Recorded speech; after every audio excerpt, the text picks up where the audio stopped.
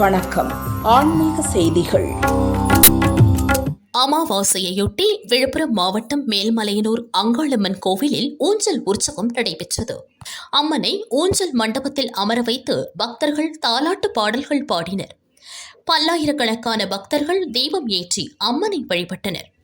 இந்நிகழ்ச்சியில் தமிழகம் மட்டுமின்றி பிற மாநில பக்தர்கள் பங்கேற்று தரிசனம் செய்தனர்.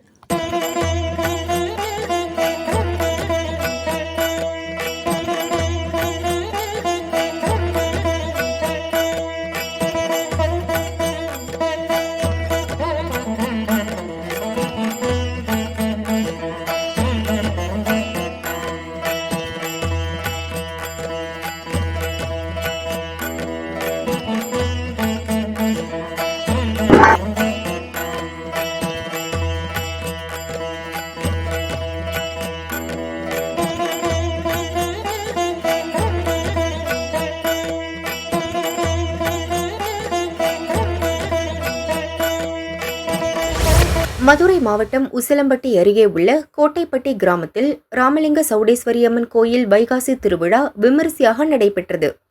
விழாவின் முக்கிய நிகழ்ச்சியான கரகம் எடுத்து சக்தி மாவு நிறுத்துதல் நிகழ்ச்சி இன்று கொண்டாடப்பட்டது. முருகன் கோயிலில் சிறப்பு பூஜை செய்து கரகம் உருவேற்றி சக்தி மாவு நிறுத்தி கோயில் பூசாரி கரகத்தை தலையில் சுமந்து சென்றார். துர்தேவதைகளை விரட்டும் வகையில் பக்தர்கள் கத்தியால் தங்கள் உடலில் வெட்டி கொண்டு நேர்த்திக்கடன் செலுத்தினர். ஓம் சக்தி பராசக்தி கோஷம் முழங்க அம்மன் கரகத்தை அழைத்து கோயிலுக்கு கொண்டு வந்து சேர்த்தனர். மே 29ஆம் தேதி பூச்சப்பரம் ஊர்வலம் நடைபெறும்.